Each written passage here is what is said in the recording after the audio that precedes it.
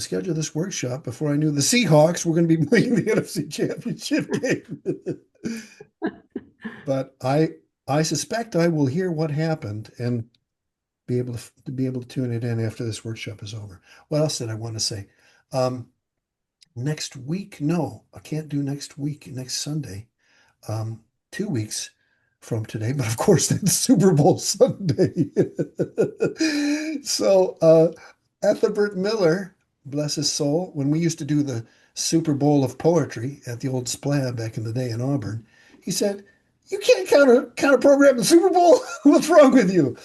But I've done it time and time again, and I just feel that the Venn diagram that has poets and Super Bowl fans in the same section is is in our favor. Anyway, 2 weeks from today at 3 o'clock, if you want to come in and talk about what you wrote, if you got something, uh, or want to read some of it, then we'll have another session 2 weeks from today at this very same Zoom room.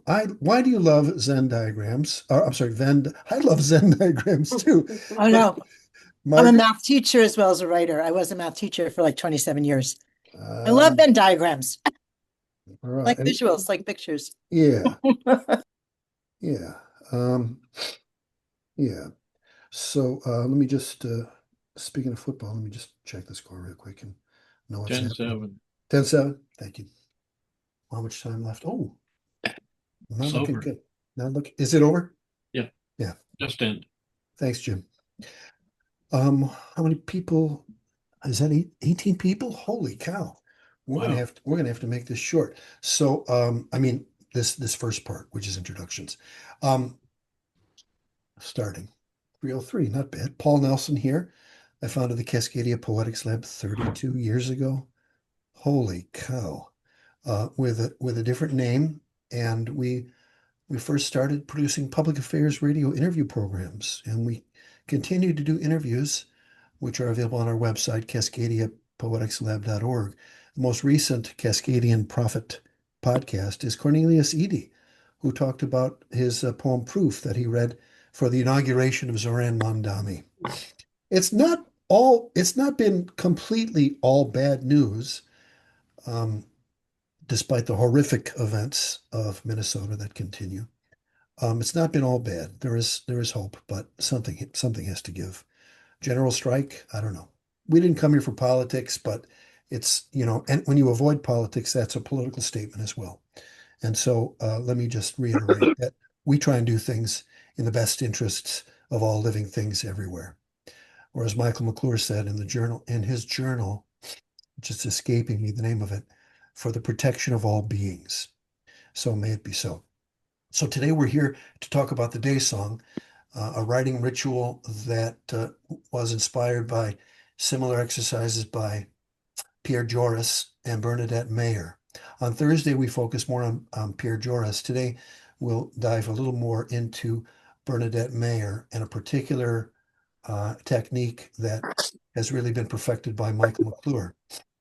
My request for you, as evidenced by Sally muting her furnace, if you're not speaking, if you could mute, so that way, if your kid comes in or the cat or whatever, something loud, we don't hear it, and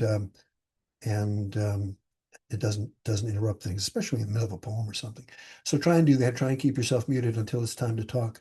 I would like brief introductions, and so who are you? Why are you here? And why'd you take the workshop, or what you hope to get out of it? Those would be the three things to cover. And so we're going to go for the first three. It'll be Muriel, Connie Taylor, and Carolyn, although we already know Carolyn is in Santa Cruz, California. So Muriel, you're first. Hi, I'm Muriel Carr in Santa Clara, California. I signed up to find out what you mean by DaySong, I guess. I write often, but I've never written for 24 hours at a stretch. So I'm interested. Tell me about it. 24 hours is tough to write all day because you have to sleep and eat, and there are other biological needs which must be met. and it's hard to compose on the toilet, although some good reading is done there. So we'll talk about it, and if your question is not sufficiently answered, just drop it in the chat or raise your cyber hand and we'll get to it. There were some good questions last time.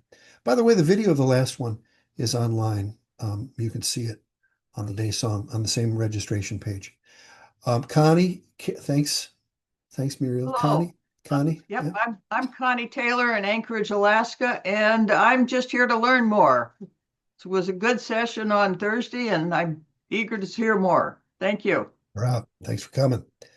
Carolyn, Margaret, Maggie in that order. Carolyn?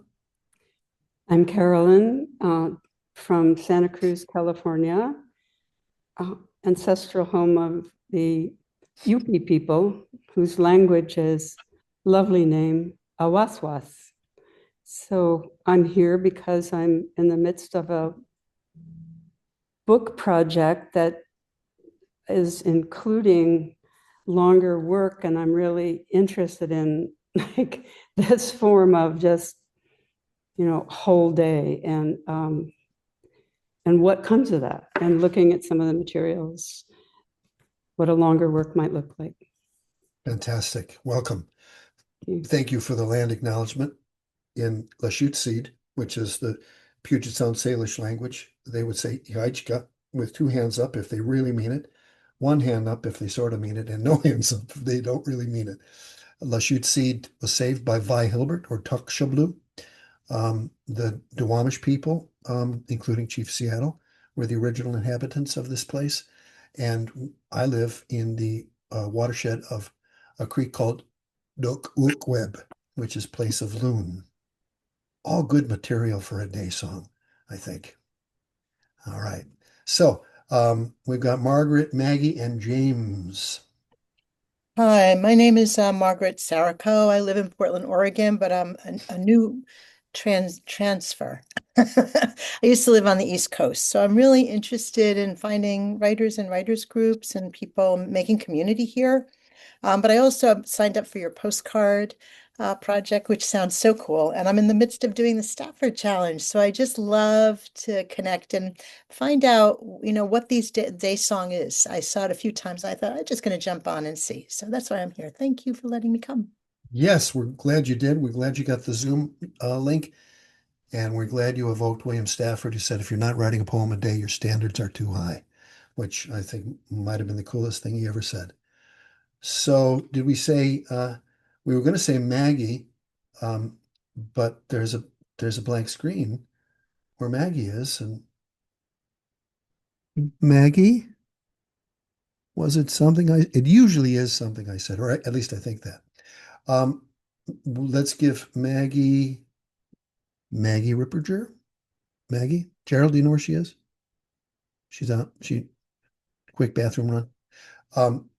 We'll go James and we'll go James. Wait, did she leave? Her thing disappeared. Oh well. Let's go James, Sally, and Cheryl. James, welcome. Hey everybody, I'm James. I'm on the East Coast right now, so I'm sitting at like 6 o'clock, and I'm in the middle of a massive storm. So it's good to be online.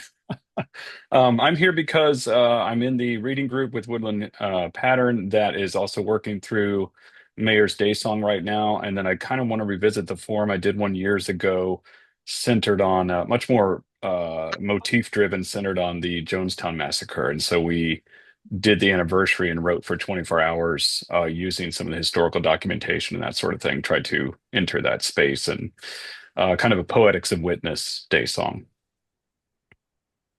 Essential, really. The witness, the history in verse, and the event from which we got they drank the Kool-Aid, for those who don't remember. Yeah, good luck with that, James. Keep us posted on how that goes. I saw Maggie came back. Maggie? Yes, I'm here. I'm Maggie Rebarger from Winterset, Iowa, and I'm just here to learn more about DaySong. Welcome to build back. on learn Thursday. Glad you're back. That's good.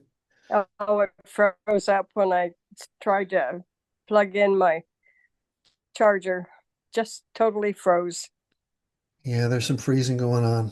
I But got a I'm brand new back. computer and it's been freezing and it makes me a little crazy. I'm gonna go Sally, Cheryl, and Jerry. Sally, welcome back. Hi, yeah, this is me and my furnace here in Seattle, CD. So, area that was originally redlined. Um, and I have done a lot of shorter stuff, like the Poetry Postcard Fest, for quite some time, and I like that. I like the gifts of getting something in your mailbox, but just kind of like to see about pushing myself a little bit more. I've also taken some workshops, but I don't know. I tend to go way short. So it's like, how do you pull things out? How do you stretch? Where do you go when you feel like there's nowhere else to go? So that's me. Good to Thank be here. you. Sally, you didn't mention that you're also on the Poetry Postcard Fest committee, so you help the project go. So thank you for that. The DaySong was written originally as a project to do at the end of the Poetry Postcard Fest. So imagine a 50-day excursion in writing 31 original poems to everybody on your list between the 4th of July and August 31st. And then on September 1st, you turn around and you begin to exercise your long form muscles.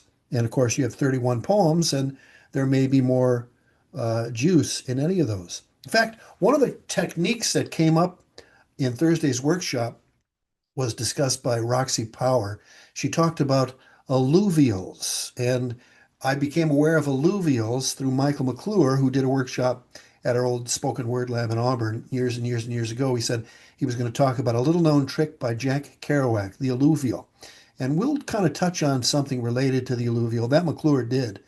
And that is when you're writing spontaneously and you get stuck, go up a couple of lines or go to the beginning of the page, read it again. And as you read it, there will be an idea that went through your head but went out. And alluvials is a geological term for that which washes down from above. And it's uncanny how good it works, the alluvials process. Jack Kerouac alluvials. If you Google that, you'll find some good material. So that notion of getting stuck, as we all do, or temporary block, and then going up above, reading again, and seeing what washes down. Getting stuck, Michael McClure had a great line about that. I think I turned it into a 17-syllable sentence, something like Michael says, I get writer's block about 6 or 7 times a day, was his line, which I got a kick out of. So, and we'll talk about his grafting technique today. I'm going to go Cheryl, then Jerry, then Jim. Hi, Cheryl. Hi, everyone. Good to meet you all.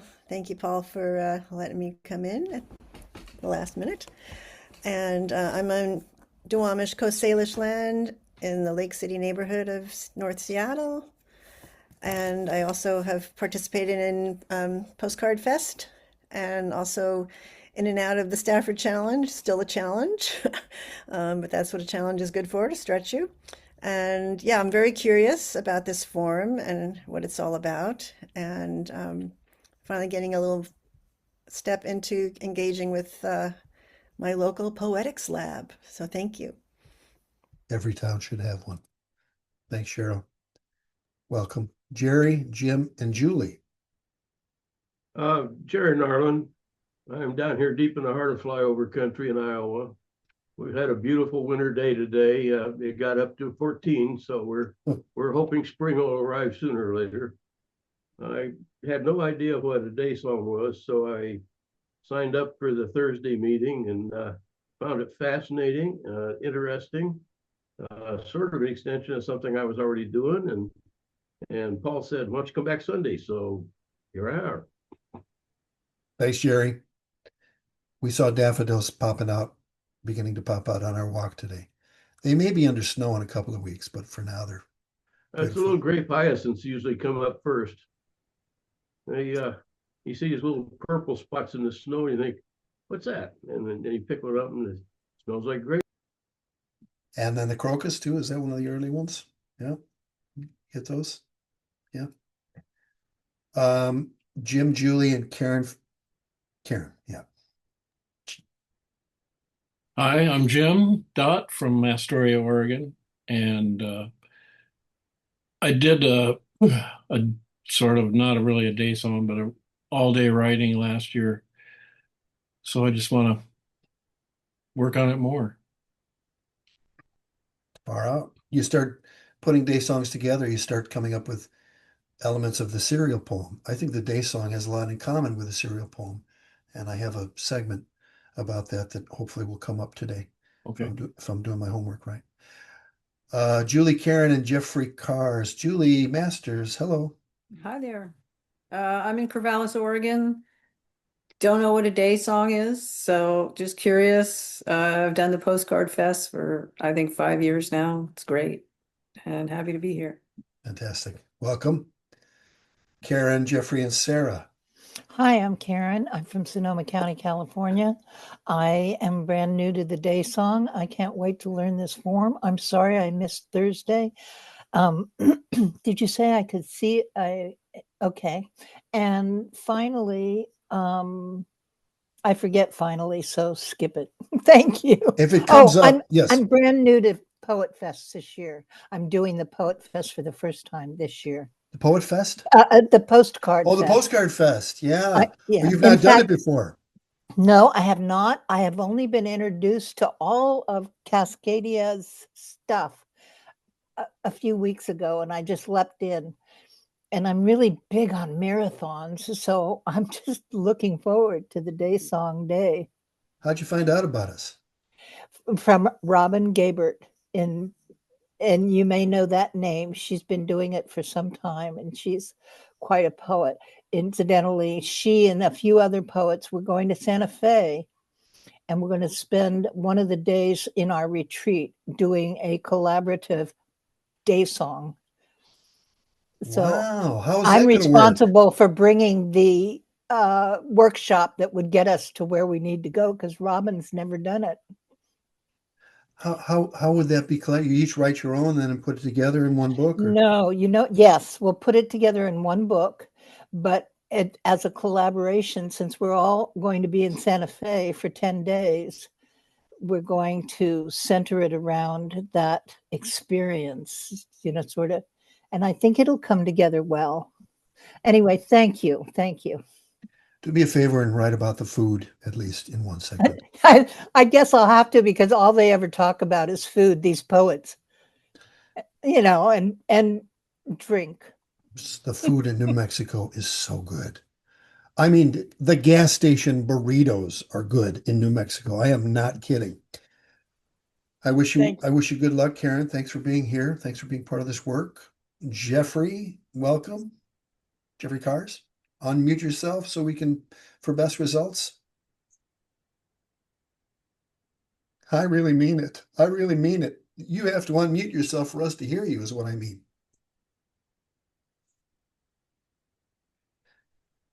If I click on this button that says ask to unmute, that might give you, there you go. Oh, there you go. Yeah, you got it now. Sorry, that's my fault. Yeah, I work primarily as a translator these days. I have a book of contemporary Turkish poetry coming out. I don't know when it'll be out on Mad Hat Press here. We'll turn it all in by the end of June. But I did a book of poems here on Istanbul, where I lived for 18 years. And then as far as Cascadia goes, I was a commercial fisherman in Alaska. And I grew up in the Bay Area and Santa Cruz. I went to UC Santa Cruz. And so everywhere up there through Alaska, I traveled through. And so I've been to Cascadia Festival a couple of times. And whoops, sorry about that. Yeah, she knows no computer. Anyway, it could be worse. It could be worse. Yeah, oh, absolutely. She's actually pretty well behaved. So I've known Paul a while, and it sounded interesting, and I know Paul really knows his stuff, so I wanted to get in on some of it. And I'm sorry I missed Thursday, but you can't do everything, and that's it, really.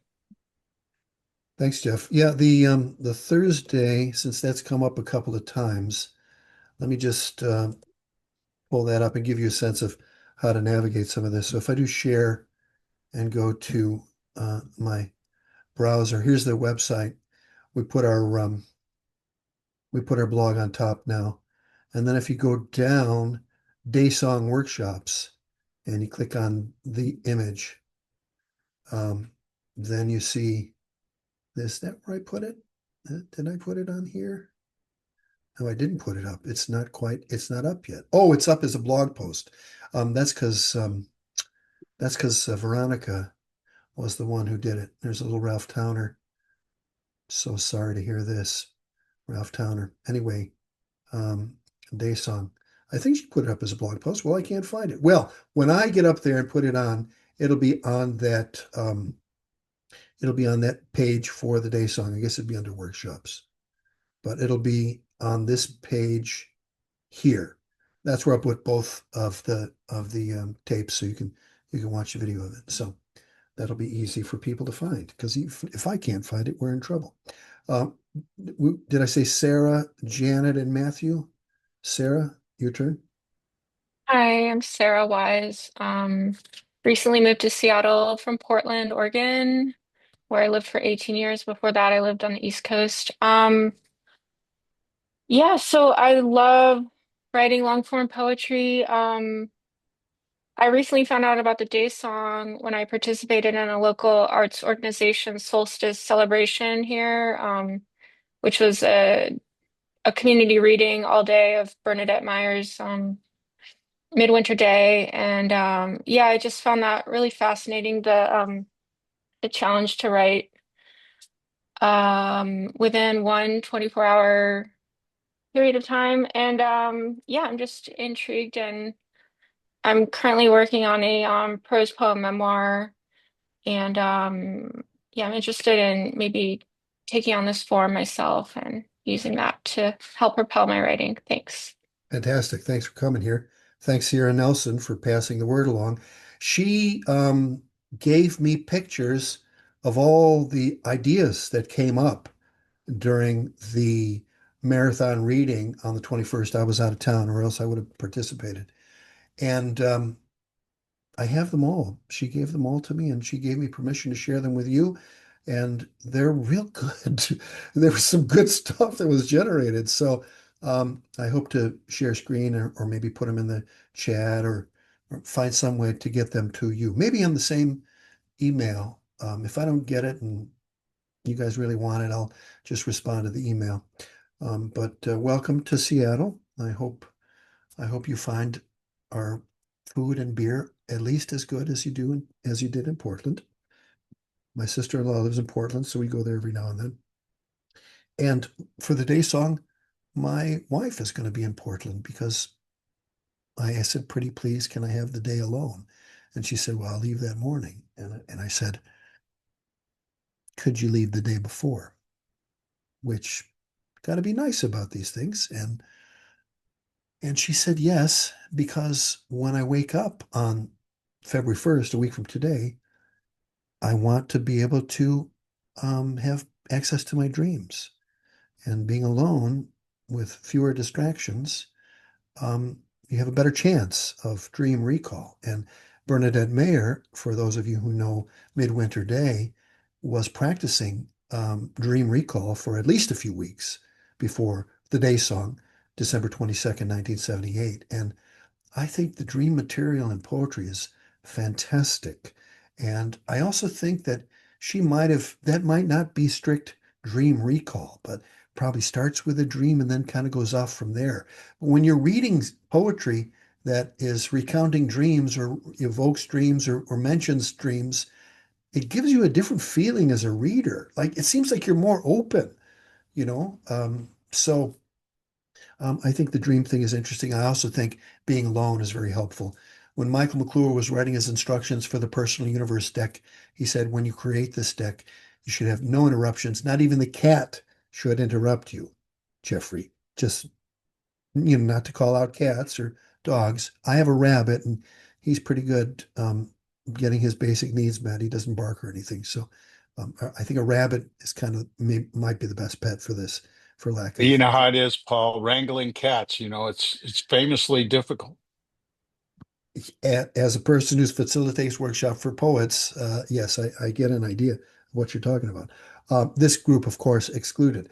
Janet, Mateo, Cherie, and I think maybe two or three more. Janet Odom. Hello. Hello. I am in Texas, and we just had a huge snowstorm. We got about 1.5 inches. So that was very exciting for us.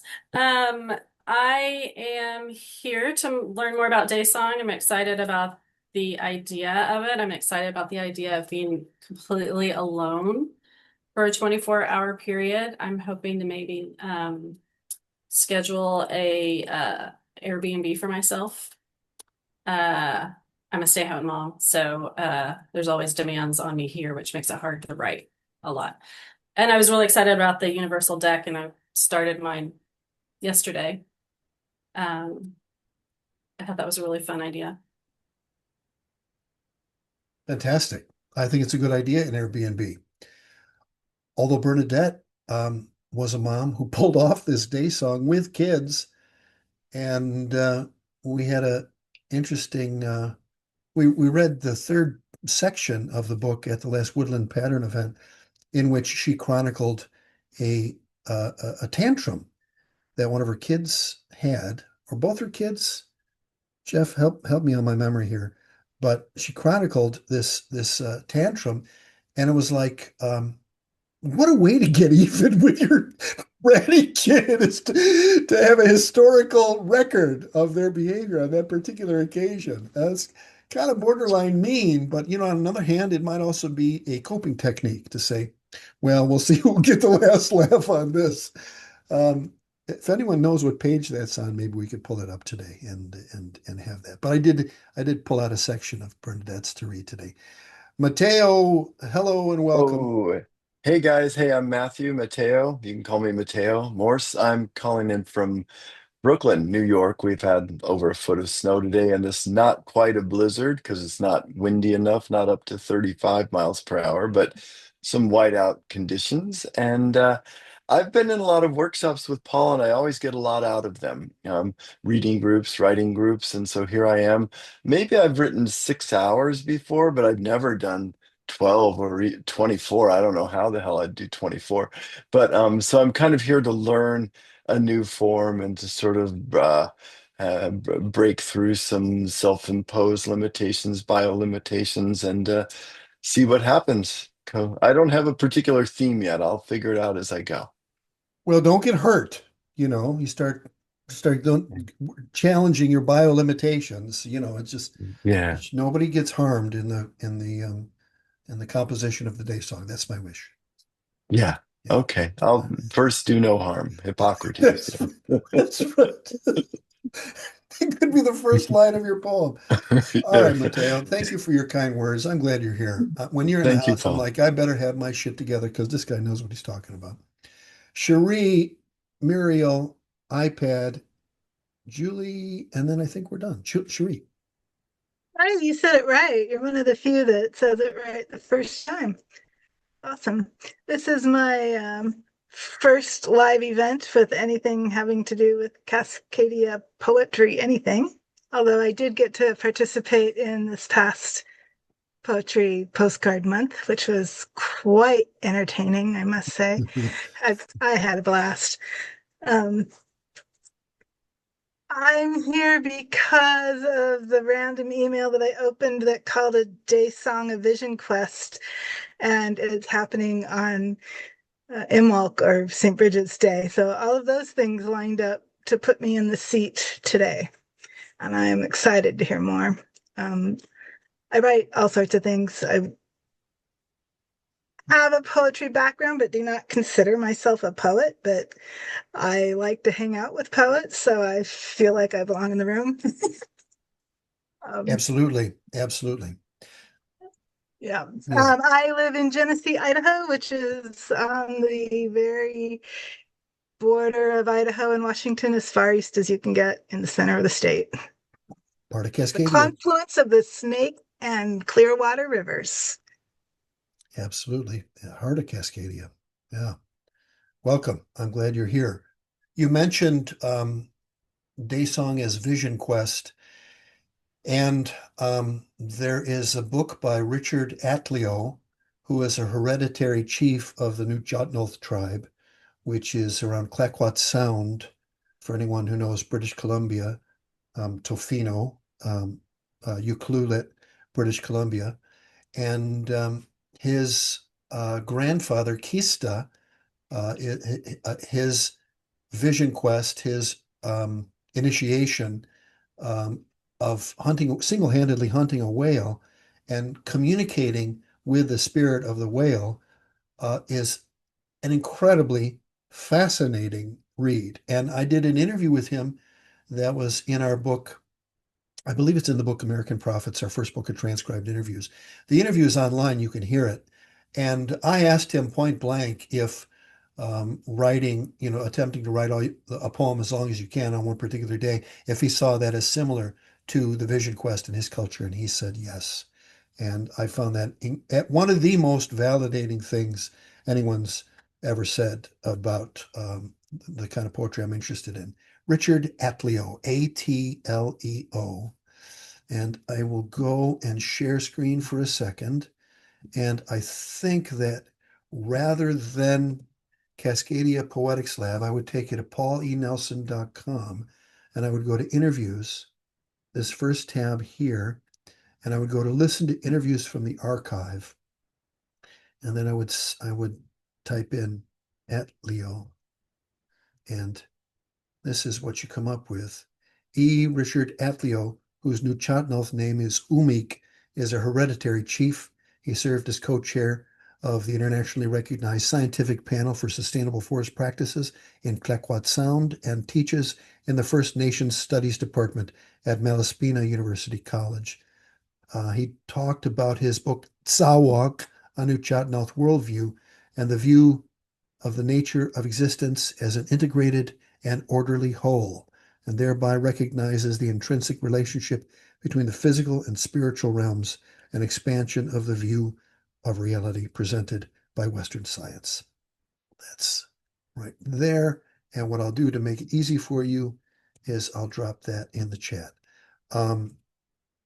There you go. And the name of the book is, I'll just copy that since somebody asked, Karen asked about that. So yeah, it's and he has a second book since then, and I think he's working on the third, which is the an extension of that work, of that inquiry, and he's fantastic, absolutely fantastic. Muriel, did we leave off with you? If you want to unmute, did you? I've already spoken, You've Paul. spoken. Okay. So Thank we got Beth. Is it right? Beth, Janet, and Julie? No, Janet went already because it switches around when I do that. I know Beth, you haven't gone yet.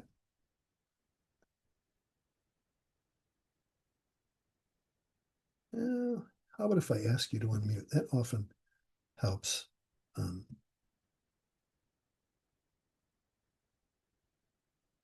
Nope, it's not working. Does anyone know American Sign Language? Could you?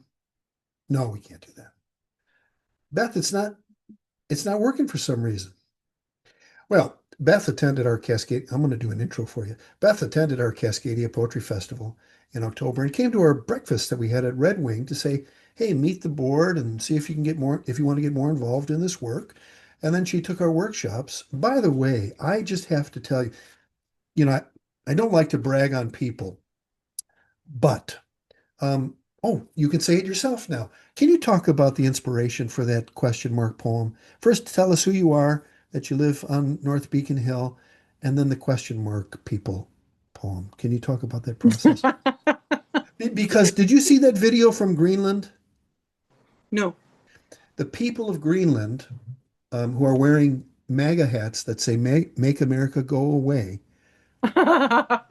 they were spoofing Americans. This is very interesting in me because it elicits it elicits a kind of shame in me. And, I'm a Cascadian, so it's not like I'm a big, Pledge of Allegiance and Stars and Stripes jingoistic kind of guy. But they were hunched over like this, making fun of Americans who are addicted to fentanyl and whose Wow. physiology has been addled by fentanyl. And so Wow. you got to see the video, Greenland fentanyl video, whatever. I'm sure you could find it. I believe it went viral. But as soon as I saw it, I thought of you because the workshop I gave was take the bus and look out the window and get a poem from riding the bus. If you don't ride the bus, that was one option. Because I think Denise Levertov had a bus poem, and that's how it worked out. So Beth, you want to talk about that experience? Yeah. Hi, everybody. My name is Beth Cruzy. I live in Seattle. I've been there since 1990. Retired a few years ago, and the backdrop behind me now is the island of Roatan, just off the coast of Honduras. So I'm a happy little camper, and I did, as Paul said, I came to the first exposure to the Cascadia Poetry Lab was a festival. And then I did the Life as Rehearsal for the poem workshop, which sounded perfect for me because it's kind of how I feel about poetry and life. And sorry, the carretera principal is just up behind. And yeah, the poem about the question mark people, one of the things that I noticed, and I still have, this is a poem that I just made a first go at it because I've been thinking about it and thinking about it, and it's been on my mind. And where I ride the bus, I go by a couple of areas that are kind of open air drug marts and places where people congregate who are simultaneously sometimes severely mentally ill and severely addicted to fentanyl and a bunch of other things. And the C-shaped people that I started thinking of them because there's a particular posture, and it's the most remarkable thing that people can, the folks, first of all, it's a tell, and second of all, it's a remarkable feat of balance for people who are so ill and so cold and so hungry and so sick that they can stand for hours balanced with their bodies in this shape, kind of sunk down at the knees. And yeah. Can you read the poem? I'll put it on the screen. Oh, okay. Is that okay? Yeah, I don't have it. So okay. Here we go. I don't have anything except for this. Okay. I mean, and can you see it there? Okay. Yeah. Okay. So starts out, but I haven't written it yet.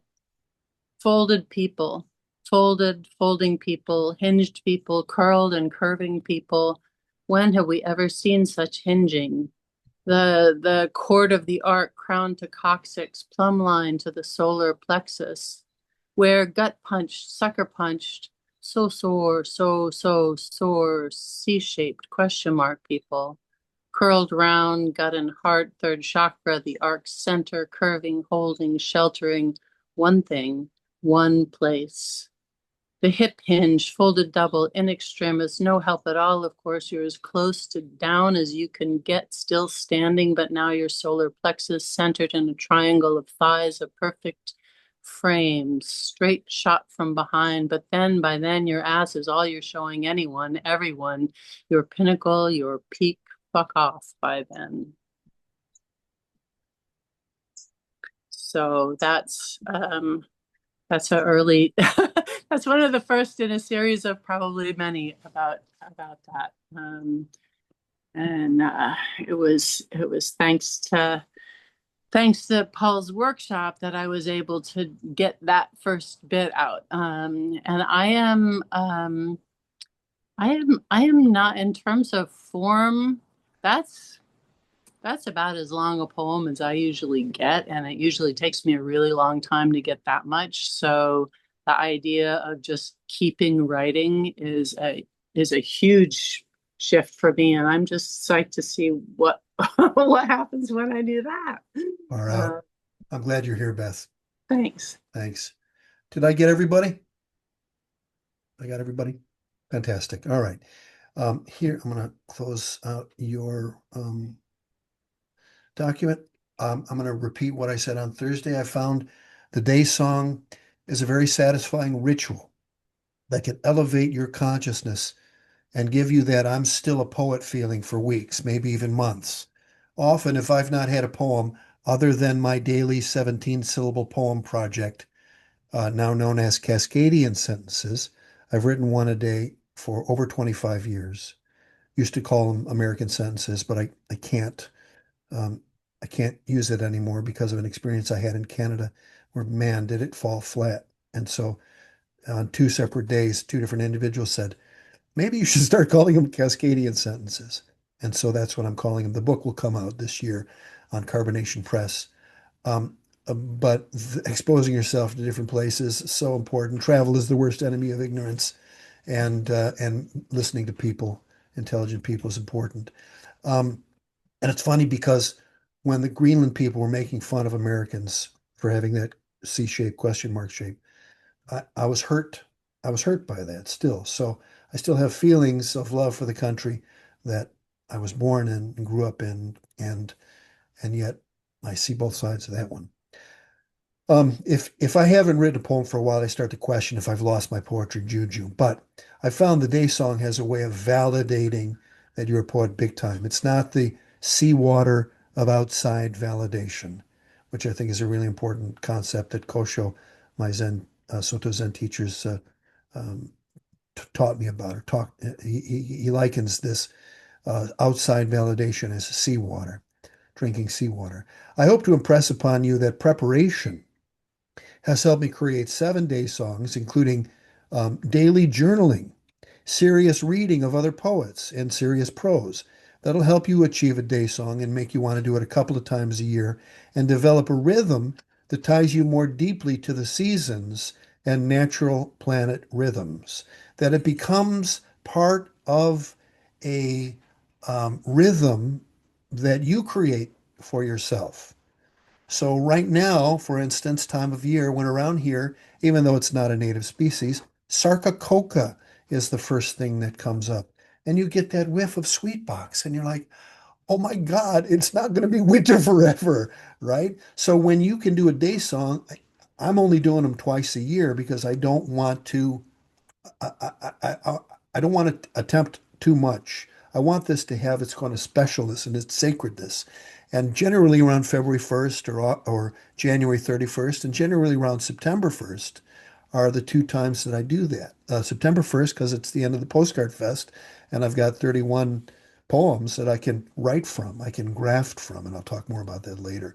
So, and I think that preparation is very critical. I'll get into that in a moment. I love something that Barry McKinnon says he got from William Carlos Williams, but I never found the citation. And he said that each poem you write should be a summary of your life up to that point. There's a concept in Soto Zen of this Dharma position, that each moment is a particular Dharma position. So, for example, in New York, it's the non-blizzard. How many inches? Was it 12 inches or 15 inches? Something like that. In Austin, Texas, an inch and a half. It may not snow next year or for 3 years or for 5 years. So if you catalog the things that are happening, it'll bring you back to that moment. And this moment is never going to happen again. You can't step in the same river twice, right? So that notion from William Carlos Williams, as Barry talked about it, is very critical, very important. So the day song is a day-long writing ritual modeled after Midwinter Day by Bernadette Mayer, who wrote it winter solstice, the shortest day of the year, 1978, and also Canto Diurno by Pierre Joris, who wrote his in 1986. I had a chance to interview Pierre. You can find that on our website, or if you just Google Pierre Joris Canto Diurno, especially if you search on YouTube, you'll find my interview with him. And we played part of it last week. And what a really intelligent poet, And his anthologies are amazing. If you aren't familiar with Poems for the Millennium, that is a set that I think is essential in every household. The poem by Joris is a very ambitious effort to make a poem, quote, as large as I could make it, titled Canto, in honor of Ezra Pound, and of course the cantos of Ezra Pound. Bernadette Mayer wrote Midwinter Day as a spontaneous book-length experiment to document a single ordinary day in her life. The winter solstice in Lenox, Massachusetts. It was a continuation of her avant-garde poetic practice of using temporal constraints and meticulous recording to explore consciousness and everyday experience, to capture the everythingness of a lived day. As a feminist statement, she is responding, reacting, or I guess responding is better, to these masculine epics about the, I use Maximus as an example of that, and that he called himself Maximus, I guess gives you an idea of where we're going with that. But to flip that and have the feminine approach and to illustrate that it's heroic keeping a family together and making sure that the household was healthy. And I also think a response to the epic poem is the serial poem, but that's another discussion. So as a feminist statement, to create her own version of Ulysses, as a formal experiment, and to merge the personal and the political. There's a great session with her, a great little thing. Where's my browser? Here it is. On the Allen Ginsberg Project blog. And there she is with her cigarette, and it was at Boulder. Yeah, Boulder, 1985. And this is the feature. They ran it a few years earlier. Did you write it all in one 24-hour period? Yeah, I did. And yeah, I did a little rehearsal beforehand because I wanted to get good at remembering my dreams. So I spent 2 weeks remembering dreams and I got really good at it. And then I did things like I knew I was going to buy that day's newspaper. So I have a list of all the articles in the newspaper. These are the tricks of epic writing, right? You make a lot of lists. I listed all the women poets who have children. Yeah, it was fun to write. I used to have a tape recorder. I wrote it at this apartment. I was living in Lenox, Massachusetts, and it had extensive closets. I guess that would be on the real estate listing, has extensive closets, or her blurb for the place. And I used to have the tape recorder in one of the closets so that I could speak into it without the kids, being distracted and asking me what I was doing and stuff. So it was fun. So these lists, it's my understanding from the Woodland Pattern Group that these lists on the actual day, she wrote a few things and then fleshed those out later, right? So I think well within the spirit of what we're talking about. So that was her take on it. And I'm going to pull up something here. Let me go to my preparation and pull this up just 1 second. And 2026 and Midwinter Day Workshop handouts. Here we go. So this is oh boy, I'm going to open Adobe, and it'll probably, I hope it won't crash the computer. But you start seeing there's the spinny ball. I hope you can still see me. It takes a lot of memory to run that. I'd like a volunteer reader to read the first page of this, and somebody raise their hand. Somebody who likes to read. Somebody who can sight read really easy. Do we have volunteer? Cheryl, I see yours first. So I'm going to pull this up, and you see this? Yes. Okay. At a time very close to the present, I want to get a tight pair of pants and dance with you with things as they are, now and then, just talking to talk or reading to read, and exchanging great reading with others. Someone says, don't say sleep tight, and don't let the bed bugs bite. Now we'll never know if the dough I was kneading was Play-Doh or cash. I don't, do you? Just now people need Christmas money, sweet, thick-skinned red and green peppers. Give me yours. Nowadays, that's not funny. Now and again I always need you. Don't be absurd. Go back to sleep. Come now. It's midwinter day, today, a day, to cause the sun to stand still as it will anyway, at a point on its elliptic furthest away, and from now on, they say, things will turn our way. To me the sun complains of such a phony culmination, the great mistaken circle of the celestial sphere, sun's apparent annual path, man's mere erudition, old egocentric notions of who is who and what is where. Here, winter makes us wet and cold and old, like a man of 80 winters who'll keep hot food on the rickety stove, like stories told, to pass midwinter night and never sleep. It's December. It's the dead of winter. Remember, sun setting red on the hill of red trees, cold dusks, blue clouds, white skies. I count the days. I dream. It's okay. So much stuff in dreams seems to come from books. It's as if the sun does revolve around the earth, and everyone is writing about you. All the authors are my neighbors, and everyone is still living in a restaurant, on Madison Street, in a trash novel locale, in Ridgewood, Brooklyn, Queens, New York, where I grew up. My mother never drank no liquor at all, just an occasional social highball, morning mist, grasshoppers. I read everything upside down. Who can I trust to hold the babies now? I follow the map. I can't remember last September. Words, please be quiet. These ideas are like beans and peas. Wash upstairs. Below, a behaviorist. Next door, a Porsche. Everyone puts up a sign with a name on it. Don't malign others, so my mother might say. I never know what she might say. She won't go away. We all hear voices if we talk during the day. Can we trust words to hold the babies now?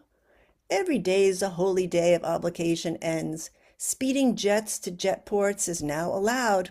I'm getting old, or even thought beneficent, deemed efficient, like a voguish misspelling. Hurry, hurry, get your penultimate forbidden Sunday, or else your mother tells me people still dress up. For some occasions, I try to give the reading, but I miss the words because my poem is a map. Marie, there are just no words in this book, only pictures. Yeah. Anyone have any comments about that piece? First of all, nice job reading it, Cheryl. Not easy to sight read. Yeah, with the articulation. Nice pear-shaped tones as you read. It's really important to read. If you're going to, the reading of poetry is it's a different art. So to read it well and see where the line breaks are and try and include those. Any thoughts about that passage? Anyone have any, want to just say what you liked about it or what you thought was interesting? Mateo, did you unmute?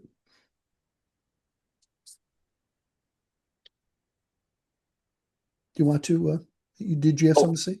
Oh, I guess I'm unmuted. No, I didn't have anything to say. Well, I love the way that she'd go into reverie from the past generations to the future generations to the present. And I just enjoyed and I like the look of it too. It was very easy to read. It wasn't, I don't know, it's accessible, the reading of it. Yeah. Yeah. Karen, you have your hand up. Yes, she had some wonderful interior rhyming going on there. And her stream of consciousness flowed in a sensical way. I really appreciated that too. Do you think she reworked it, or I mean, it just because it flows as if it is very stream of consciousness, yet it never drops the sense of where she's going. Well, she takes us along with her, and it makes some sense. I do think that it was written projectively, and I think in a blast like that. And I think that one of the things I get from, it's like she has a train of thought and she just follows it. And I think that's part of the liberatory aspect of this form. It's like you've got all day, so just let it rip. And we should also note what Ginsberg said, paraphrased, you can write anything you want as long as you don't show anybody, right? Because it's in the showing people that we feel they're not going to understand it, or they're not going to like it, or they're going to judge us somehow. And despite, all our Zen teachings of the seawater of outside validation, it can go through our heads that I can't write that because somebody's going to say, but she gives herself permission, and hopefully by example gives you permission to follow whatever threads happen. So yes, I think that she wrote projectively and then probably read it again the next day, or maybe she recovered the next day and wrote two days later. She looked at it and didn't do any heavy revisions, just tweak something. And instead of this town, it was really this town, or maybe just slight adjustments, or maybe tweak the lineation a little bit. But I remember Joanne Kiger in that book that Cedar Saigo did of interviews with her. Is this the book here? Yeah, this book here. She's interviewed by Paul Watsky, who's a Jungian therapist. I wonder if I made a note of this, but I can relate what she said. He's like, you just write like it just comes out of your head like that, basically something that I'm paraphrasing. And she said, yeah, she basically tries to get it as a flow. And he said, well, I couldn't write like that.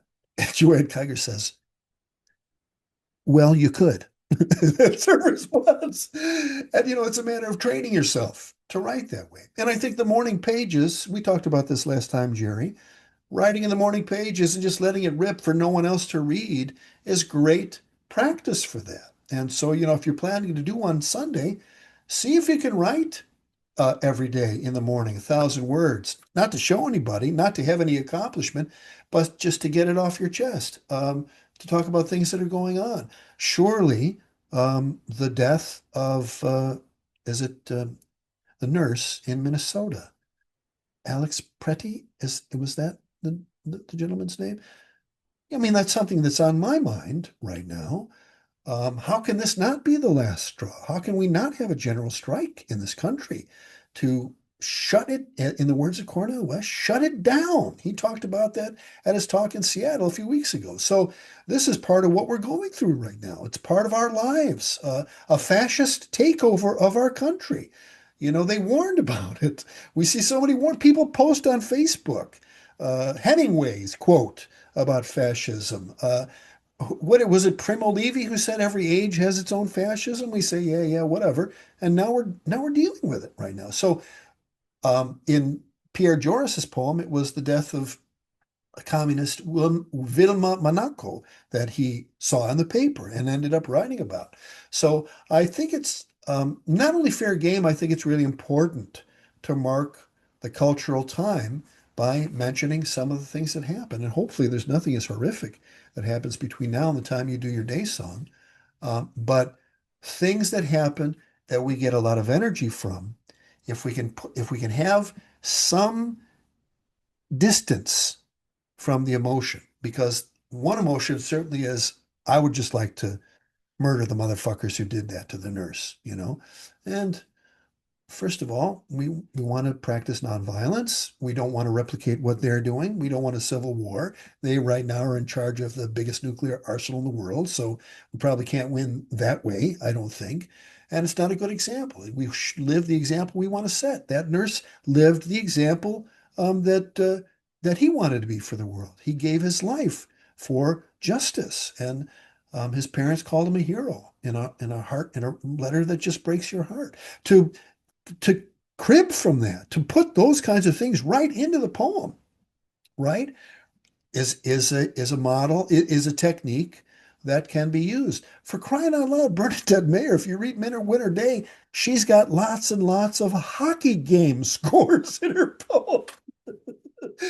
So when you read that, if you're a sports fan, you're like, oh yeah, the Flames were in Atlanta at that time and not in Calgary, Alberta, Canada. So these are techniques that can be used in the day song. And I think that following those threads that you have in your mind, the references that come up that ordinarily you would think, I'm not going to put those in, put them in.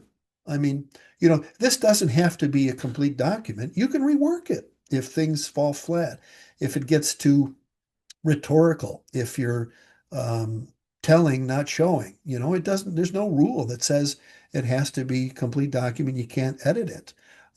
But to get a flow like that requires some practice. And I believe that Bernadette practiced that. And I know that Joanne Kiger did. So, any other thoughts about that passage from Bernadette Mayer? Yeah, Janet? How do you think her recording her dreams affected that passage? And I mean, she talks about that being preparation. Mm-hmm. Well, I don't know if it affected that particular passage, but in the Okay. beginning of the book, it's all about dreams. I wonder if this segment, this segment from Midwinter Day, I can pull up the whole book. So take a minute to do that. Let me just open. Is it a recent file? Yeah, here it is. So okay. Oh, here we go. So let's start. Let's see. Here we go. Okay. So let me just go to Zoom, go to the share, go to screen share. Here's the beginning of the poem. Stately you come to town in my opening dream. Lately you've been showing up a lot. I saw clearly. You were staying in the mirror with me. You walk in, the hills are green, I keep you warm. Placed in this cold country in a town of mountains, replaced from that balmier city of yours near the sea.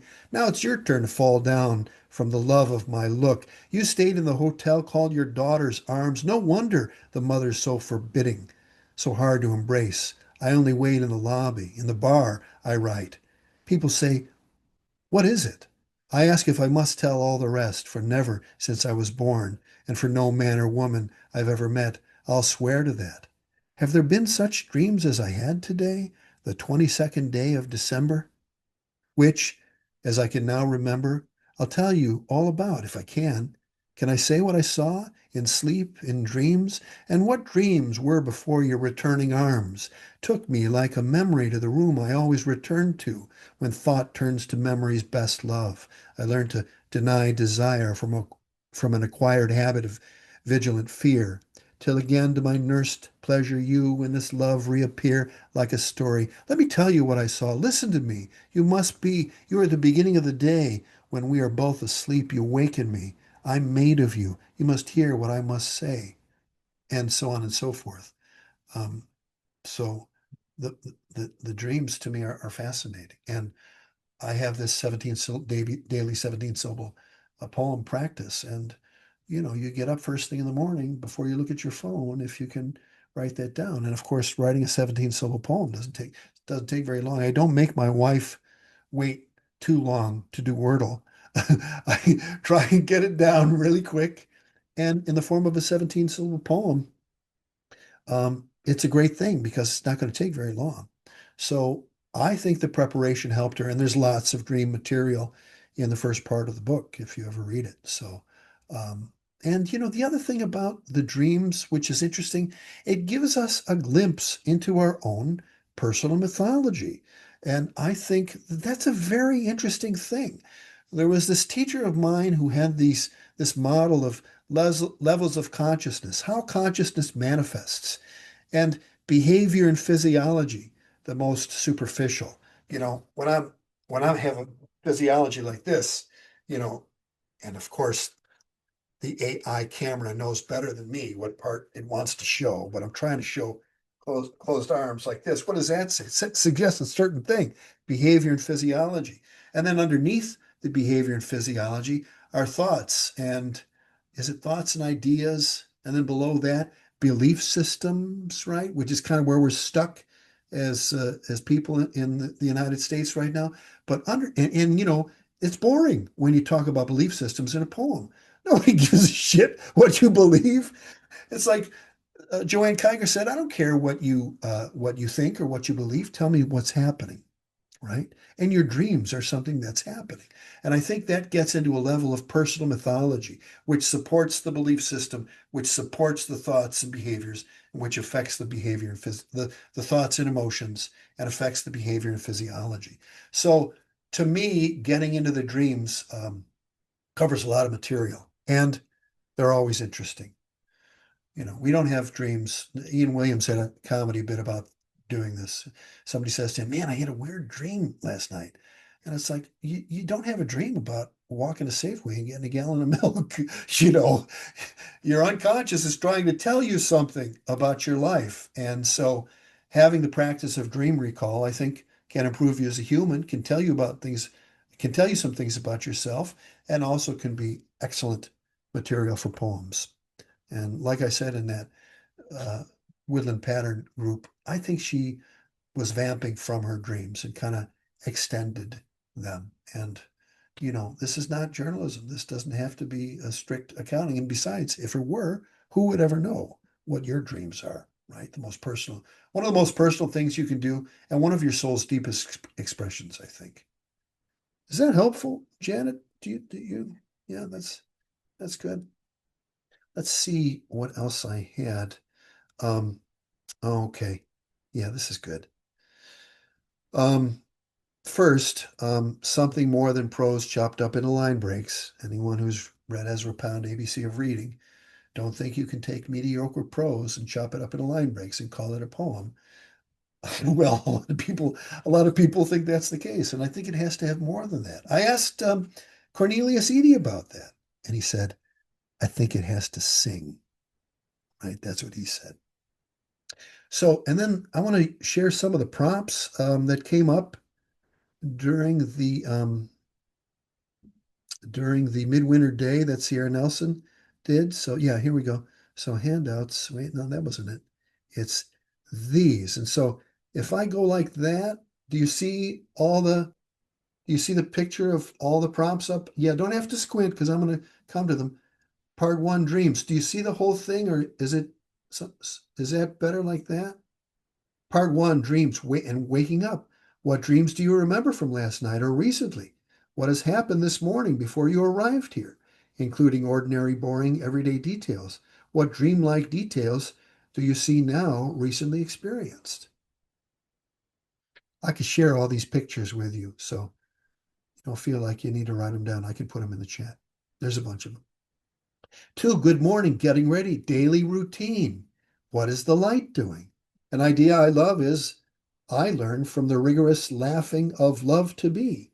If we're all wrong about everything, what are you dying to get to? What food's eaten, clothes worn, or not? What, the Commando Day song. I'm writing this day song and I'm not wearing pants.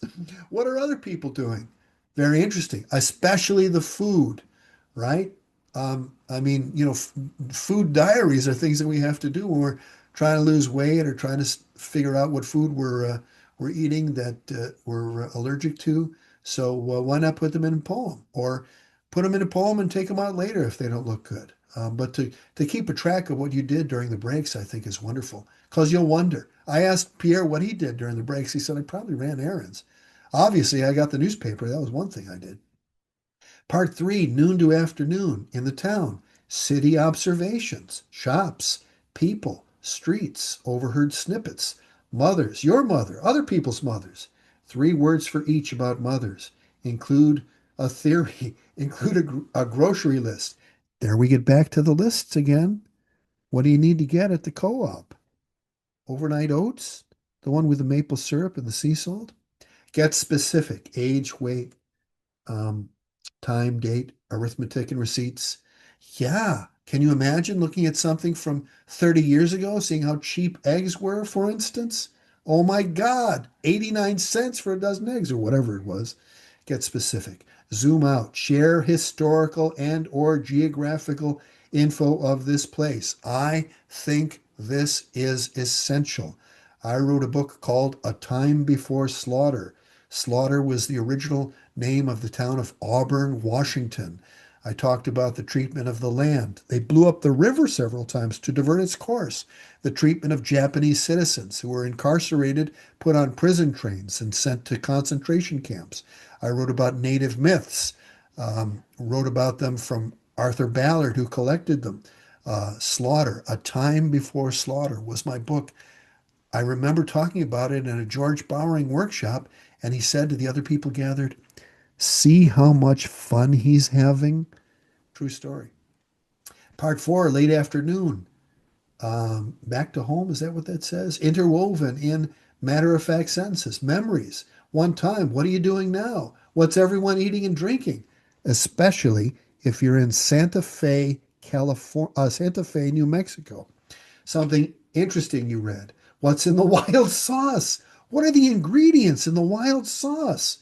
You know, scientific terms add so much. And I say scientific terms because there's often weird shit in the stuff we eat that we never think about, right? What actions do you do like a machine? Fascinating. Do you look at the scores of the football games while you're eating your overnight oats, for instance? Part five, sunset, supper, night. What color is the light and how is it changing? Use colors to describe ideas, actions, nouns, people. Everything is red, even daydreaming, biology, wildlife. And what does that say? Freud? Yes, it does say Freud. This is the introduction to love. Describe what this winter has been like this year. Perfect example. Seattle, 11 days of no rain. It doesn't happen like this. Um, Something is wrong, but we'll take it. But as a person who has been in Seattle since 1988, I know what the locals say when we have weather like this that's unexpected, unexpectedly pleasant. They'll say, we'll pay for this, is what they'll say. And we will. Part six, night, back to dreams. Meditate on a letter of the alphabet. Does anyone know about B.P. Nickel and the part of the martyrology that he wrote about the letter H? Fascinating. What if you want to look into that? Fascinating what he did with the letter H. Very, very interesting. You can look into where that letter, what the etymology is of that letter, what symbol it originally came from. Fascinating what rabbit holes it can take you down. What do you think about when you lie down? What do you need from the store? What's the weather now? What are the conditions? What are your what are you fastidious about? What do you let slide? Fascinating things. The weather, of course, we used to have to wait till the radio and then shut up. He's telling what the weather is. We don't have to do that. We have it on our phone. We have the weather forecast. A screen grab of your phone with the weather on it, for instance, would be something you could put in. Putting in graphics, putting in pictures that you take, writing haiga. Does anyone know what haiga is? Where it's sort of like an image and you have poetry that hopefully doesn't describe the image, but somehow relates on it, like Emily Dickinson said, tell it slant, but an image with a poem in it. In Japanese culture, it's usually a haiku, but try not to be so obvious with us. Right now, there's crows going across my screen. It seems too early for them to be retiring for the night. Sometimes there's 1,000 crows going across our window here. What do you hear when I listen? Can we trust words to hold the babies now? We just had that segment. Isn't that interesting? At a time very close to the present, I want to get a high pair of pants and dance with you. What clothing do you want to get? I have this thing with clothing that my blue pants, the zipper doesn't go up. And I have to keep, throughout the day, I have to keep pulling up my zipper. And in the green pants, they sometimes sag in the back. And, certain pants or shirts or jackets have certain quirks that you sometimes forget about. And then they come up in the rotation. It's like, oh, yeah, now I remember these. What's next? Um, what an associative way to live this is. Dreams of hearts beating like mountain peaks. Invitation to write long associative sentences. Very long list of objects, plants, furniture, medicine, art on walls. That's another thing. We have this art on our walls. Why not take a moment to write an ekphrastic about 5 or 6 of the poems in your house? Ekphrastic poetry, poetry about a particular work of art. Say something you're sorry to say. Try not to make it like William Carlos Williams, where you're really not sorry about eating the plums in the icebox. Or maybe you can. Kenneth Koch used to teach that to kids, the fake apology. Why do we live here? Noises of animals remembered, like that dog across the hall who won't let me sneeze sometimes in my house, who's the dog of the nurses who are there now and will be out in 5 weeks, and we're going to start counting the days. Long list of book titles, real or imagined. Maybe it's the books that are on your desk that you haven't read yet, but you bought on Abe Books, and for some reason they're still on your desk. How do you feel about malls, libraries, the post office? What happens at the important post office? How are you caring for others, for yourself? Family stories and gossip. Gossip of famous writers and explorers. Details, retelling of children's books, fairy tales, or myth. Tell the story of an invisible scar. Who is napping or who needs a nap? And sometimes the story changes in remembering. What else changes in remembering? Make a list as long as you can. Describe this moment, scene, like the introduction to the theme at the beginning of the opera's overture. Describe what you know and don't know with colors. Let yourself play with language. Let language fall apart a little. I think I got, well, there's still a couple more, but what I can do is I can drop those in the chat. So let me just, if I can go 1 through 13, and will those go if I just put them in there like that? Yes, they will. So, you can only send up to 10 files at a time. So if I miss one that you wanted, ask me about it and I'll send it to you. You can respond to the email that I sent.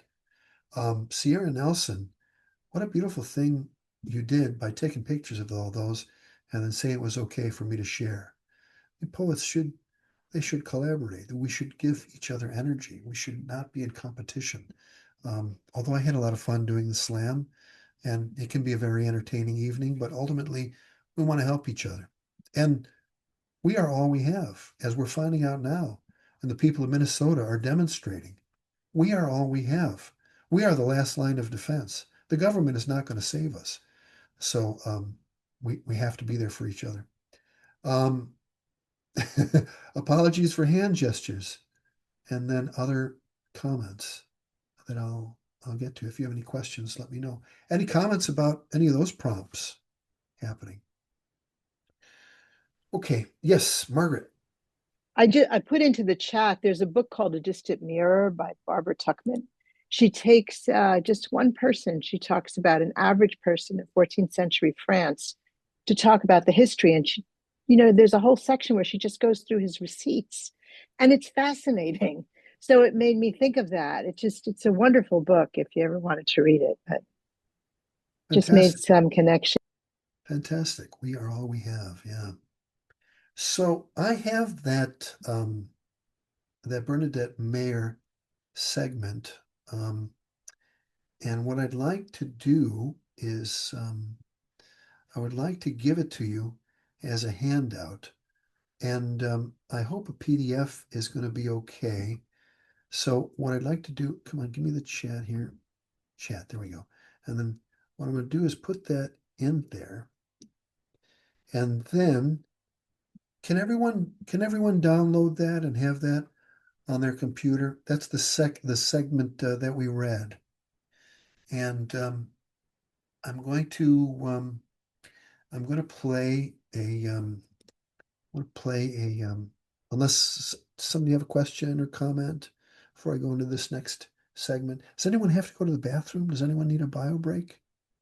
We're all good. Okay, so far so good. I want to pull something up here. So what I'm going to do is share screen and share sound and optimize for video sharing. And I'm going to go, how do I find this? Paul Nelson, Michael McClure at 80. Happy 80th, Michael McClure. So I had a chance to interview him in October of 1995. And this was the book that he was promoting at the time, called Three Poems. And you know what? I'm going to put this in the chat. So if you want to read the whole thing, you can get to it. But these are the segments that we cut this up into. And then he reads from his poem Dolphin Skull, and he talks about it being spontaneous, and he didn't make any changes. So in terms of the projective or organic or the school of letting it rip, Michael was very much in this is what I wrote, and this is the way it's going to stay. I'm not making any changes. What I'd like to do is share the segment, and then I can pull up the text and we can take a look at a certain technique that he does. So this is about 3 minutes, I think. 4:21. Here we go. So here's a few stanzas from Dolphin Skull. And these are gay, energetic gazes into the unconscious, written spontaneously and without changes. Broken shells and sand are not superhuman. Everything is divine. The body is the soul, the intelligent body. Cries from the sand are little crab's eyes. Creepy and bright is the musky smell of decaying algae and sunshine. A cold wind makes chilblains and bumps on the skin. Going back to the moment of the Big Bang. The Big Bang is the consciousness of lions dispersing the eagles. An eagle lands on the bare tree by the car and tears up a rabbit. Souls of dead babies. You know these things, like the smell of new tires, while flight after flight of planes with bombs pass over. I am still here, just as I ever was. I am furious and fragile and trembling, just as I ever was. Begging is heroic. Striding is free, as spirit can in its swirls. Breaking up rainbows of agonies into actions. Part of this dark flow that is turned over and over by the hands of light, with fingernails of movies.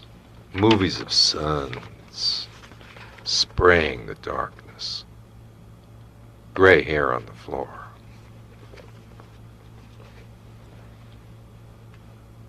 Gray hair on the floor and the radio talking. Steering wheel, more real than anything else. Foggy yellow lights in the tunnel.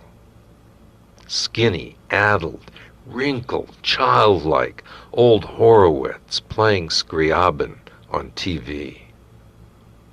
Me playing this beautiful pen. More alive than I ought to be. More alive than I ought to be. Oceans and freeways of grief and guilt, triumphs of bare feet and drugs up the nose, child of cocaine and raccoons in hollow logs, Physis cryptesthi filet. Nature loves to hide herself in Leonardo's secret language and the dimensions that disappeared after the bang. Old men dreaming of great-grandfathers are very wise, like sobugs and wooden spools wound with scarlet thread, and an antlered buck that drinks from a bowl in the yard in moon shadows. Whew.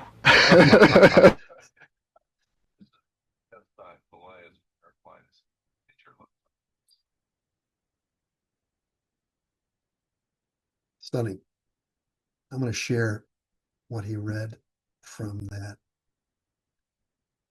Broken shells and sand are not superhuman. Everything is divine. The body is the soul, the intelligent body, and so on and so forth. Oops, goes by a little too fast. Let's see if I can get this. Striding as free as spirit can in its swirls, breaking up rainbows of agonies into actions, part of this dark flow that is turned over and over by the hands of light, with fingernails of movies. Movies of suns, and I don't know if you heard the changing of the page, suns spraying the darkness, gray hair on the floor. Can I get this to go? Oops, son of a gun. Son of a gun, that's not what I wanted to do. It's hard to get these things. Okay, spraying the darkness, gray hair on the floor. And then what does he do there? Gray hair on the floor is the last thing he says. And he starts, gray hair on the floor and the radio talking. Steering wheel more alive, more real than anything else. Foggy yellow lights in the tunnel. Skinny, addled, wrinkled, childlike old Horovitz playing Scriabin on TV. Me playing this beautiful pen, more alive than I ought to be. Oops. More alive. Then he repeats it. More alive than I ought to be. Oceans and freeways of grief and guilt. Triumphs with bare feet and drugs up the nose. Child of cocaine and raccoons and hollow logs. Fusis cryptestae filet. Nature loves to hide herself in Leonardo's secret language and the dimensions that disappeared after the bang. Old men, on the next page, old men dreaming of great grandfathers are very wise, like sow bugs and wooden spools wound with scarlet thread, and an antlered buck that drinks from a bowl in the yard in moon shadows. He does it again. The sow bug rests. So he's talking about the sow bug previously. That's where he takes off on the next stanza. These page in a little more of the poem he called stanzas. So he says, the sow bug rests in the shadow of a pine cone and red cars cruise by while the world is making itself with my senses. And he goes on, the end of that is, and the sow bug is hard to negotiate with this finicky program, and to get it so you guys can see it is hard. But basically he's taking an image from the last and grafting from that. He's grafting from that, and he's taking, and he gets some energy. What do I think about this now? He finishes that stanza, starts with something near the end of that. In a way, it's alluvials. Is there more that I can say about that? And he doesn't pick the very last thing. Sometimes he goes up a few words or a couple of images and then goes from there. I created this essay or this exercise called mammal grafting. Mammal grafting. So I want to share that with you. And we're going to do this exercise. So here it is, mammal grafting. I'm going to post this today, though I'm going to release it as a page or a doc in a week or two of my current workshop series, A Sequence of Energies. There's still room in the workshop, blah, blah, blah. Mammal grafting. I am a mammal patriot. Michael McClure.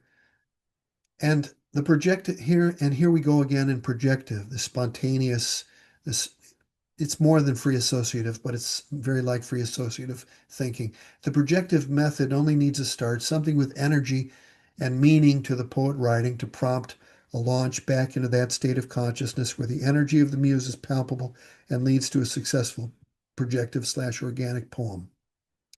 A successful experiment in consciousness allowing one to be the first reader of the poem, in the words of George Bowring.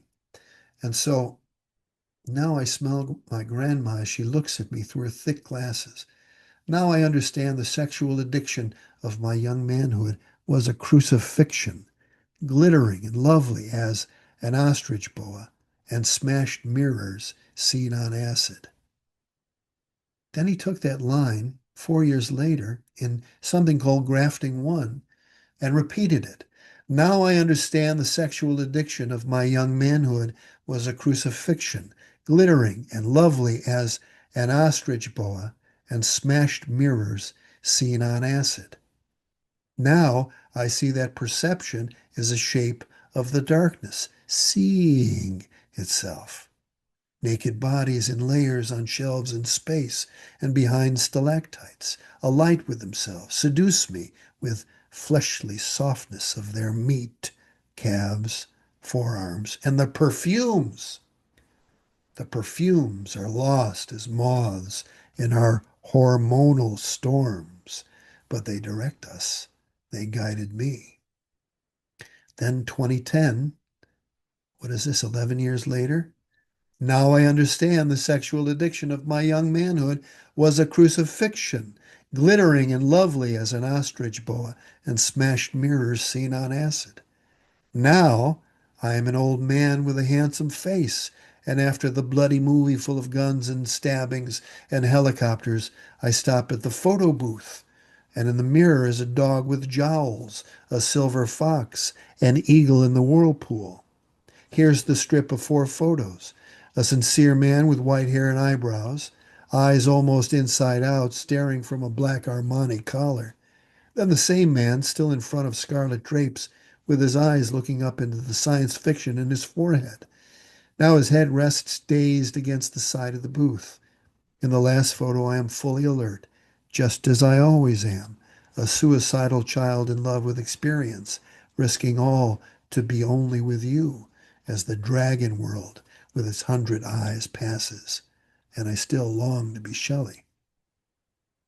So he did this grafting over and over and over. I guess I wrote that 2021, and I can drop that in the chat. But that's going to be our exercise at this time. We are going to graft Bernadette. So if you didn't have it handy, if you weren't able to get it, it's not that I want to share. But if I can move this thing over and get to the thing, because the no, I didn't have. I guess I knocked that out. So I have to open a file, and I want to open that Bernadette file. So where do I go? Hold on, let me stop screen share and pull it up. It'll be easier that way. Open recent files, Midwinter Day, from Midwinter Day. So this is what we're going to be working from, and you have copies of it so you can see it too. But take a line or a couple of lines from that and type it out, or write if you're writing in hand. It might be um,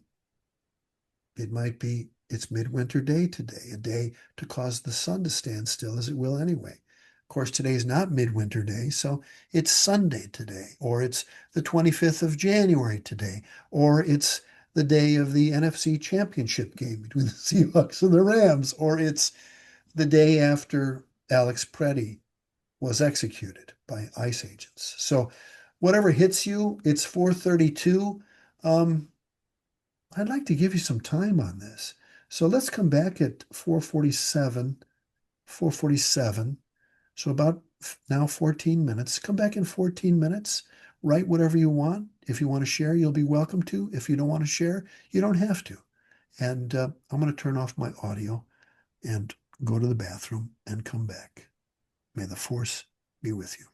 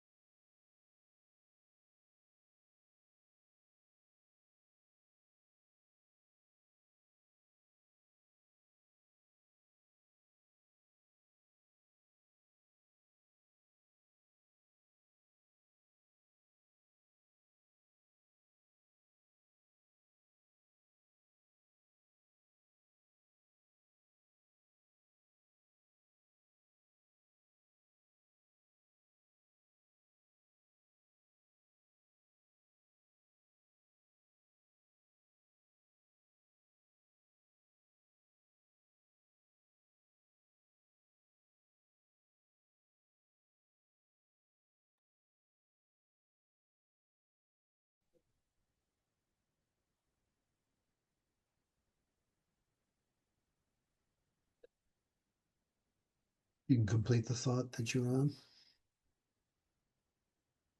Goes by fast. I think that's part of the joy of the day song. Goes by fast. You're fully immersed in it. It's really a gift to yourself, I think. And it's a test. I always get so nervous. What if I don't come up with anything? Every time. And so I put a lot of intention. I think focusing a lot of psychic energy, prayers. Let me get something worthwhile. Let me get something that will connect with people. Let me get something from the depths of my own being. I'll talk about preparation. We have about 13 minutes left in our scheduled time. I'd like to be out by 5 and 5 Pacific time. And I'd love it if a couple of people would share a little bit of what they've written. I see Karen has jumped right to it. And I see Carolyn, and then we'll see what happens. So Karen. I'm gonna love this. I'm gonna love this form. I see it now. Okay. Now we'll never know if the dough I was needing was the real deal or monopoly money, because I'm about to steal Park Place. So get ready for a rent increase. You lie. There's rent control. No, not yet. Now we'll never know if that get out of jail free card really works. I mean, yeah, I've got a whole deck of get out of jail free cards, but still I feel locked up, entombed, in fact. What do I lack that these cards fail to cause my release? Now we'll never know if the dough I was needing was real cash or counterfeit or bitcoins, like the rest of the world around me, made by Mattel or Hasbro or whoever bought out Monopoly, which features Mar-a-Lago,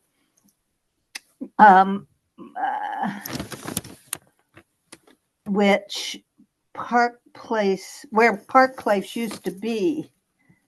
Now we'll never know, and I'm done. I've had visions of people blowing up Mar-a-Lago. I don't know about you, but it's not the best part of me, and I'm not proud of it. But you know, that'll be my next line then.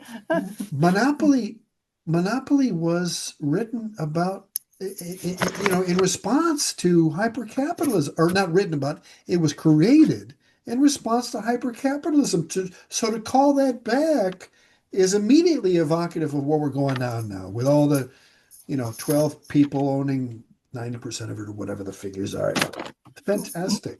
Liberating, isn't it, Karen? It is. I'm going to love doing this. This is the first time I've ever. Anyway, it's nice to know that this sort of stream of consciousness is legitimate. Well, Philip Whalen said, my writing is a graph or map of my mind moving. So feed your mind interesting things, and interesting things will come out, I think, or can come out, right? And it might be more interesting than you give it credit for. And you can write anything you want as long as you don't show anybody, right? But if you have three people that you can show that whose opinion you trust, that's probably a place to start. Yeah, I think I have 3 psychiatrists in my background who might be interested. Thank you. Thank you very much. You're welcome. There's at least one counselor in the house, so if you need someone, I could probably call on that person. Did we say Carolyn was next? Carolyn? Yep. Okay. It's the day after Alex Pretty was murdered. It was icy when he picked a woman up from the ground. An ice-masked man pulled Alex away. Another pushed him down. It's icy over a third of the nation, almost a blizzard in Boston, sleet in Maryland, rain torrents in Houston. 23 million people are under extreme weather warnings, hundreds of thousands without power. Alex died in the ice, face down, covered by 6 icemen. shot 9 times, 3 in the back. It's overcast out my western window. Even the crows are quiet. Cold for here on the Monterey Bay. The Siberian husky in the Great Bear coffee shop. His large, quiet paws. What a great ending. God, that was. I feel like Karen. I really haven't, I've explored a lot of poetic forms and etc., but I've never really, except in my youth, done this kind. So it's been a long time since I, got a BA and etc. So I find it, yeah, I find it very liberating and very freeing and just, yeah, it was. So I'm looking forward to spending more time with it. And thanks for your explanation, because I don't think I got it. I really have been pretty much involved with my local political groups, and I haven't, and going out on the street and stuff, and I haven't really focused on this too much. So, but I read a little bit, but I really appreciated being here with everyone, and especially getting what the form exactly, or maybe not exactly is, but what the day thing, it has a more flexibility, and yet it's more specific at the same time than I understood before. And I found that also, very liberating. So, Well, I found your poem very touching, and poets are people who notice what they notice, and they have to be witnesses. And, I saw when it happened from Zateo, I got the email, and they had a, can we call it a trigger warning? Warning, graphic violence. I can't take violence. I don't get to go see violent movies. And I clicked on it, and I just saw, I just saw his body going still like that. And I'm never going to forget this. And you, with the association, because after the description, one of the descriptions of the execution, it was like overcast out your window, and even the crows are quiet. And crows who are always dressed in black. So all the things were kind of related. You might even not be aware of that. I think that McClure talked about that in his introduction to 3 poems, about how the poem, you don't realize how much energy is in there or what references are there while you're composing, because you're in touch, in the best case, with some other kind of energy. So it's more alive than you're aware of while you're writing it. It's quite an experience to have, and it's thrilling, I think, to write this way. But it's not easy to write compelling just off the cuff. You have to be a practicing person. And I think that's why the journaling is very helpful. That's why having several poetry projects going is very helpful. But you showed some facility in being able to run with something, and I would like to hear more. I mean, isn't that what they say about poetry? Always leave them wanting more. And here I am thinking, where are you going to go next with this? So I'm wondering the same thing. yeah, exactly. Did we have anyone else? Thank you, Carolyn. Thank you. Julie, was that you raising your hand? Yeah, I'll read. All right. It's a winter Sunday today, and after sleeping off some unknown fatigue on the sofa this morning, I remembered that lady with the duck eggs. She texted back she was on an airplane going to New Orleans to find some heat, though it's a stormy weekend in America. I was amazed. She said, just go wander the farm. We're used to explorers. Specified the eggs were in a fridge through the middle door of the barn in the room to the right where the yarns were. But first I opened and shut fast a freezer with a couple lambs still woolly on the shelf. Containers of frozen liquids. Mysterious. The music of chickens astir, maybe I surprised them, and the ducks with their heads tucked in the cold, a row of rabbits in cages about chest high coronas of fluff.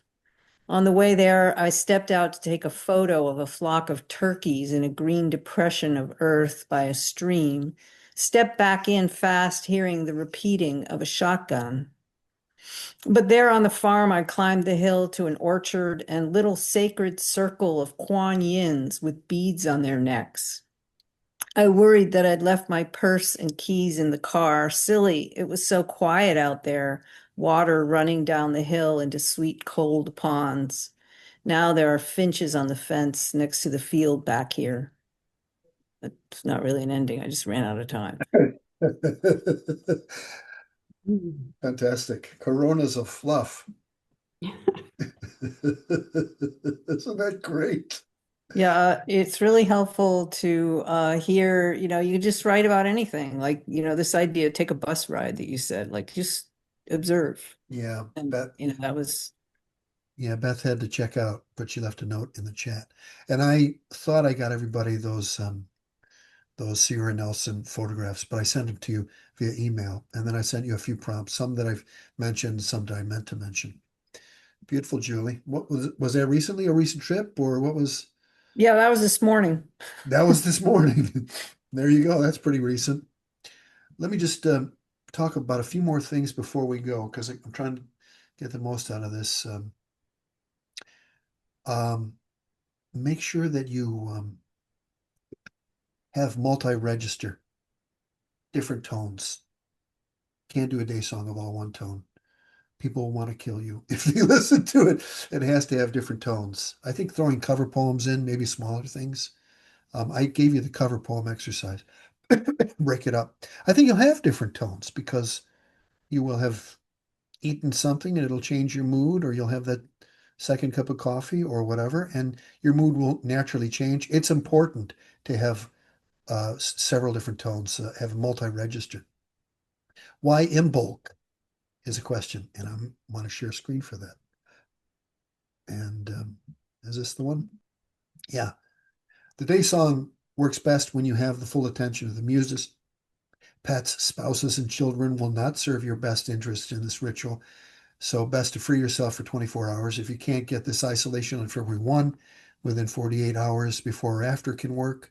For hundreds, if not thousands of years, the holiday has included certain colors, foods, herbs, and scents. Among them, colors, white, pink, red, yellow, light green, brown, herbs, angelica, basil, bay, laurel, blackberry, celandine, coltsfoot, so on and so forth. Traditional foods, pumpkin seeds, sunflower seeds, poppy seed cakes, muffins, scones, breads, all dairy products, peppers, onions, garlic, raisins, spiced wines, and herbal teas. Incense, basil, bay, wisteria, cinnamon, violet, vanilla, myrrh. Stones, amethyst, bloodstone, garnet, ruby, onyx, turquoise. Make an altar or add to your current home altar elements from the list above. You may be able to do this in advance of the ritual day. You may even have some of these materials already in your cupboard. A white cloth to suggest the clarity of the intention is recommended, and a candle to honor the fire goddess is also recommended. As always, use extreme care in this. Never leave a fire unattended. A tea light will do, along with any flowers from the above list you can obtain. If none, a drawing of such a flower would work. Adding some of the foods, having herbal tea on hand, and festooning the altar with stones is also important. Imbolc is mentioned in the metrical Dinshenchas after Candlemas. Rough was their herding. This class of Irish literature is sometimes translated as lore of places. What are the enchantments of the place in which you live? Sometime in favorite spots near your home before your writing ritual or during breaks in writing on the day of the day song can help provide fresh nature imagery for your project. Maybe you've heard of spiritual ecology. When you go out with the intention of getting imagery for poems, you'd be surprised by what you might manifest. Bring a pocket journal and so on and so forth with that. I sent you that text, I'm pretty sure. And then that's why Imbolc, it's a pagan holiday. And then the last thing I'm going to share is, God, this is such a resource. So let me just hit share, and we're at 5:01. I was afraid of that. Anne Waldman, Creative Writing Tips. She left this at Splab. She gave this to us years ago. Be in the mind presence, perspective of a writer 24 hours a day. That means all of your senses are acute, attuned to delicate and fierce nuances of language in waking and walking and dreaming and thinking and talking. Repeat the mantra, I exist to write. Always have writing material at hand, a small notebook at the least. Imagine you are not alone. A John Ashbery method, create a title for your poem, then take a walk and come back to write. Write a poem using the jargon of another field, mechanics, fishing, boating, gemology, astronomy, psychology, and so on, and so on, and so on, and so on, and so on, and so on. Does it keep going? It keeps going. Keeps going. How about that? And there it is, 2001 from Ann Waldman. I'm going to put that in the chat right now. And we are 3 minutes over now, so let me just drop that in the chat. You should have gotten an email from me with many prompts and with all of Sierra Nelson's photographs. I've been so pleased at how these workshops went and how they were received, and such excellent and intelligent writing and sharing. It's really a gift to be in the same room with people like you. If you have any questions about it, this is my regular Zoom room. It's also my phone number, 206-422-5002. Phone calls, emails, texts, anything. If you have a question, if you want to get involved in the Cascadia Poetics Lab, I'm interested in that. We have some very big visions for the future, including creating a writing retreat in the wilderness for poets called Kage Ni, in the spirit of Sam Hamill. You can find a link on our website, and also Cascadia Poets House to create social housing for poets, so we can get poets off the rent treadmill and be able to focus on what they bring, what you bring to the world.